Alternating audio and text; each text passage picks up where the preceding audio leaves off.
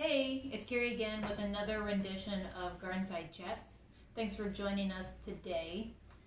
Today we're going to talk about Japanese beetles. And most gardeners are really concerned with Japanese beetles. In my tenure, it seems to me that most years they get a little bit worse in that they expand the food that they want to eat. And that makes our jobs as gardeners a little more difficult. We were lucky last year that we had a very, very low Japanese beetle problem in the summertime. I think it was due to the fact of we having a really tough winter the winter before. But I figured it was a timely thing to talk about today because Japanese beetles are just now emerging, so their populations are going to kind of build over the next few weeks until till they do what they need to do, and then they die off. So let's start with a little bit about the Japanese beetle life cycle. Japanese beetles live as larvae under the soil for a good chunk of their life. So they look like the little white grubs that you see sometimes when you're doing some yard work and you like move over a stump or something like that. Now, just because you see a little white grub, that does not mean it's Japanese beetle larva. It could be any sort of beetle larva. It's really hard to identify them at that stage. But the important thing here to know is that they live underground, under grass. And that's challenging because like we live in a suburban world, or country at least, where we have a lot of grass, and they actually prefer to live where there's grass. So they don't live in forests as much. They, for whatever reason, they live under sod, which is challenging. There are, as far as I understand, there are like treatments you can do to your lawn to kill Japanese beetle grubs or larvae. I've never personally used those, so I can't speak to their efficacy. Most of the management I do is in their adult stage, and we'll get to that in a little bit. Okay, so they're living under the soil as larvae, in the fall and the winter and the spring, and then they emerge in the summertime just for a few months, couple to a few months. So they pupate in the soil, which means they turn from a little grub-looking thing that's like white, with a little head on it. It's kind of like a C-shaped. And pupates into an adult, into the form that we mostly are familiar with, which is, this little iridescent kind of black little beetle. I've got a couple in this jar that I literally just had to walk outside my front door, tap a leaf, and two fell in. So my little assistant is going to somehow hopefully show those what they look like, in case you are not aware of what Japanese beetles look like. So they have very, very tough exoskeletons. Number one, they are kind of like dime-sized. They are mostly black, although their outer wings are iridescent, so they kind of have this copper and green tone to them. Hopefully you can kind of see that in that close-up. Another telltale sign of Japanese beetles are they stick two of their legs up. Well, I don't need to do that while you're showing them the beetle. They stick two of their legs up as a defense mechanism. And maybe to the untrained eye, they might look like pinchers or something, but those are just legs sticking up. So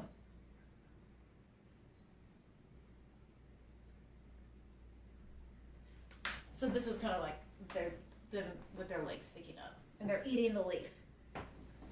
So Japanese beetles suck for a lot of different reasons, and they actually are leaf chewers. They're not sap suckers, so it's technically incorrect to call them something that sucks, but they're a tough insect to work around. One of the reasons is they attract each other. So they send out some sort of chemical pheromone that attracts more Japanese beetles to where one is. So that's why it's very important to know when they start emerging, so you can like jump on control as quickly as possible. Because I found these on my elderberry bush just outside my front door, and there was maybe 5 on the whole plant, but as they continue sending their signals to the rest of their Japanese beetle community. The insects kind of like to congregate, and they, from what I understand, they essentially like to have beetle orgies on our plants, and so there will be whole mounds of beetles crusting leaves, or they do like to eat some fruits like peaches. They really like to eat peaches, so they'll just be covering an entire peach.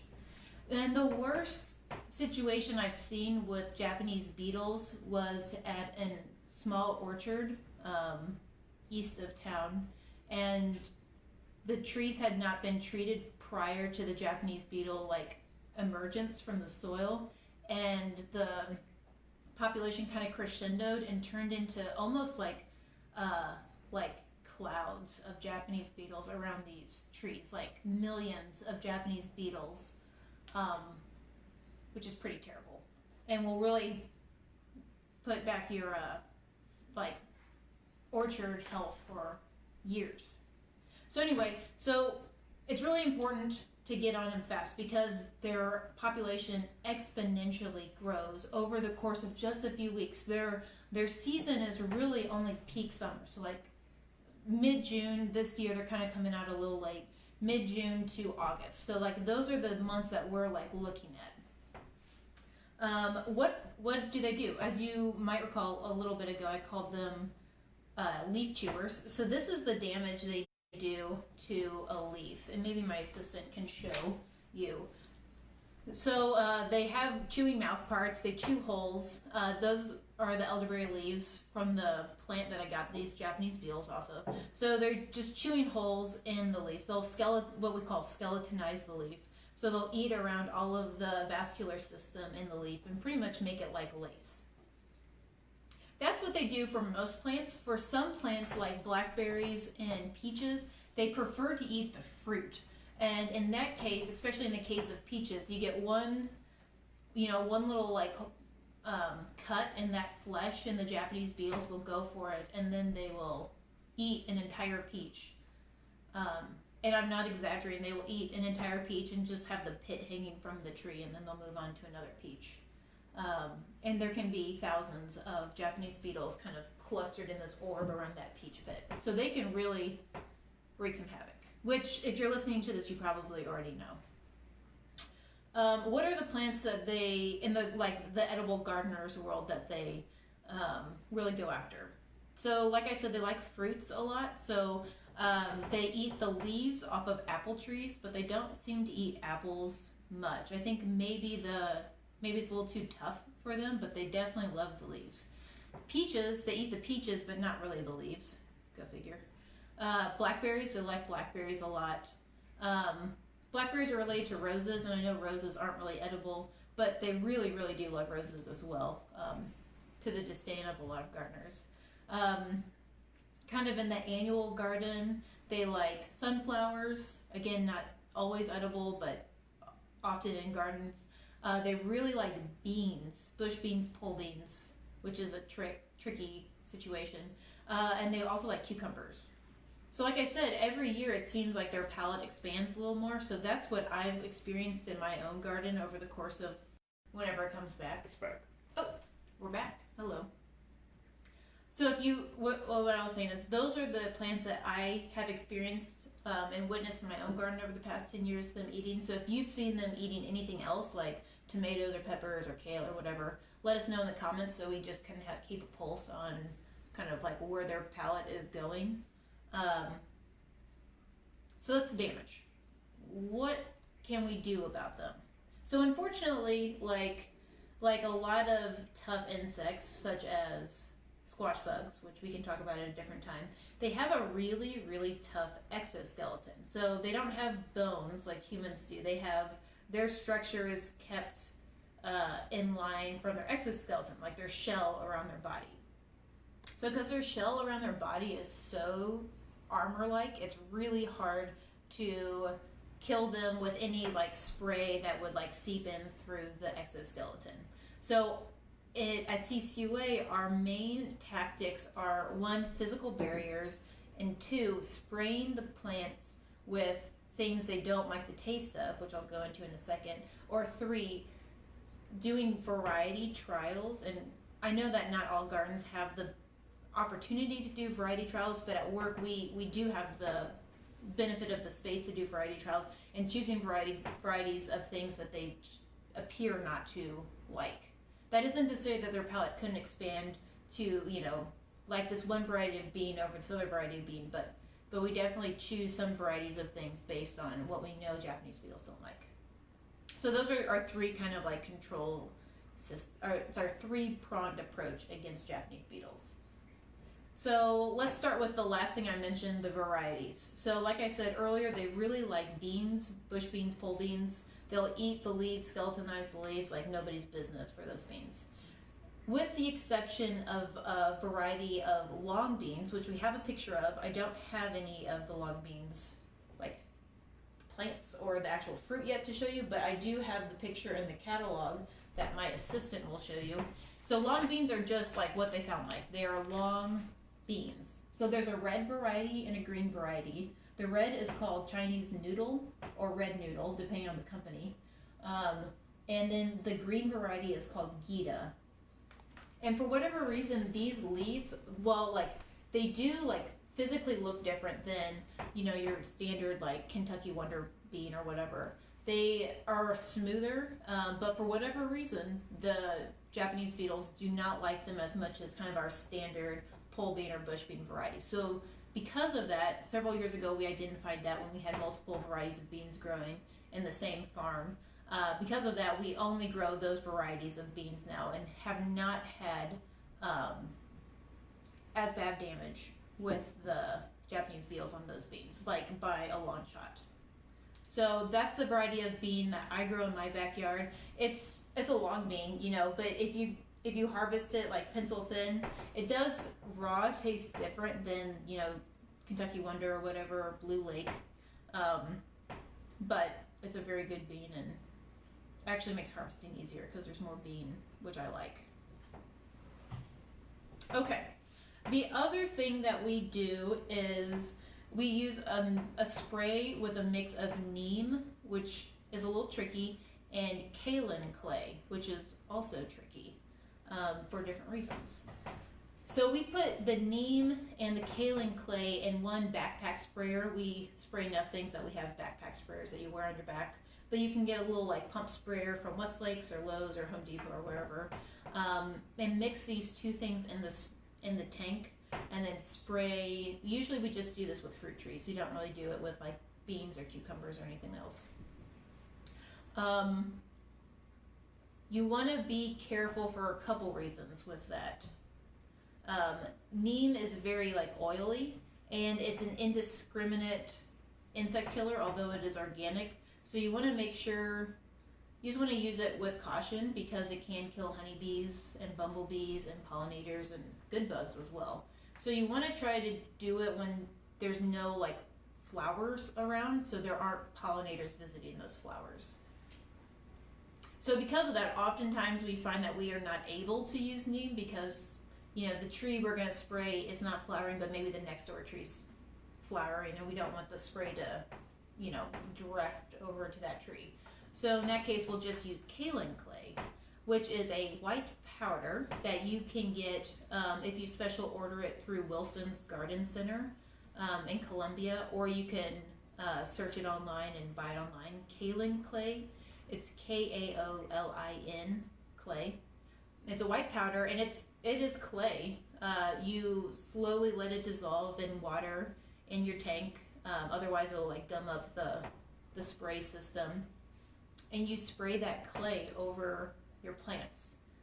So what's going to happen is it turns the tree or the plant or whatever you're spraying white. So if you want to do this for your roses and you have roses for an ornamental feature in your yard, probably not the right choice for you because it will turn your plant white.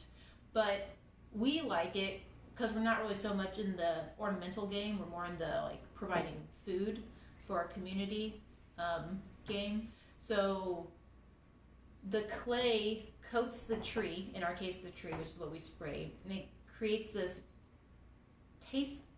distasteful barrier between the plant and the Japanese beetles' taste buds, I guess. So it does not kill Japanese beetles. It just doesn't taste good to them. So they choose not to eat the plant's leaves or the fruit that has kaolin clay on it. They'll just go somewhere else. So it doesn't kill them. It deters them from the things you don't want to eat. And we have done that with very, very good success the last several years. There is a trick though. You need to do it before the population of Japanese beetles just kind of like hits its peak. You need to do it like now or like next week, because there is a time frame before there's just too many Japanese beetles and they're already eating and their pheromones are calling each other and it's just like a party. So you need to get it early on in the game. So again, you can order kaolin clay online or special order it through Wilson's Garden Center. We have had very, very good success with controlling Japanese beetles that way on our fruit trees, especially our peach trees. Again, it will stain, so just know that that's a thing. It is an organic application, so it has gone through the OMRI organic certification processes. On a very, very small scale, we have also just picked Japanese beetles off of things. Like in my own backyard garden, that's kind of like the strategy I use most time. Is I try to visit my garden every morning and I just have a bucket of soapy water. I go around, pick Japanese beetles off of my plants, put them on the soapy water. In the soapy water. They can't get out because the soap kind of traps them into the water and they kind of just drown. So on a small scale, just picking them off your plants, but diligently, is maybe an easy way to go about taking care of your Japanese beetle like infestation. But the kaolin clay works very well, and neem can also work in very specific applications.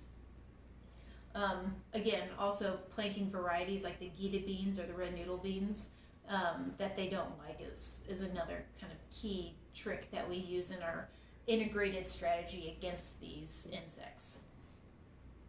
A lot of people use traps, and there's actually a lot of, as you might know, there's a lot of like debate over if traps are good or not.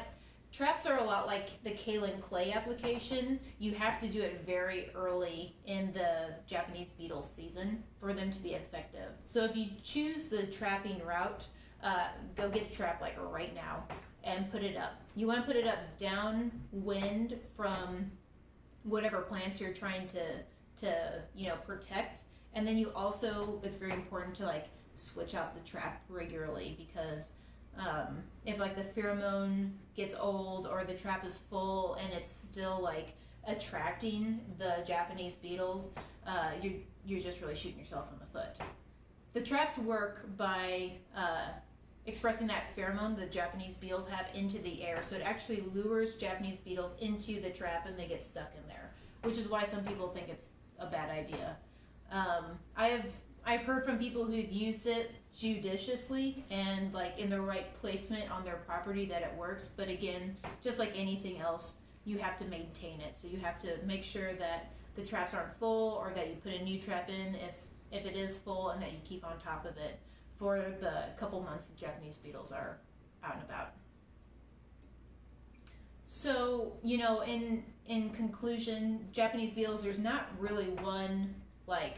Talk about physical barriers. Oh, I'm sorry. I forgot the physical barriers. We are a huge fan of physical barriers at CCUA. So we use a lot of insect netting, which I covered in a previous garden site chat. We use a lot of row cover, which we've talked about in multiple garden site chats, which are just light fabric that we elevate over plants by using PVC hoops and then weight down along the edge, just as a physical, like, you cannot penetrate this piece of fabric. So we will do that for cucumbers that are untrellised. So we'll put cucumbers, plant them in the ground, put a insect netting or row cover over the cucumbers, keep them covered until they start to flower, and then by the time they start to flower, we have to open it to let the bees in. But the idea is that there's enough foliage in the cucumbers by that point that hopefully the Japanese beetles can't come in and destroy them in a few feeding sessions. Insect netting and row cover is also available online. You can also order it special order through Wilson's Garden Center on Rangeline. It's a really good tool in your toolkit if you're an organic gardener. You can use both of those things for a lot of different applications, a lot of different insects. In the case of row cover, you can also use it for season extension. So it's a good thing to throw in the mix as far as controlling these insects in your gardens. Okay, so in conclusion, there's not really one like surefire way to get rid of Japanese beetles. It's more like there's several tactics to use that, and all taken all together, the tactics keep the Japanese beetles at bay.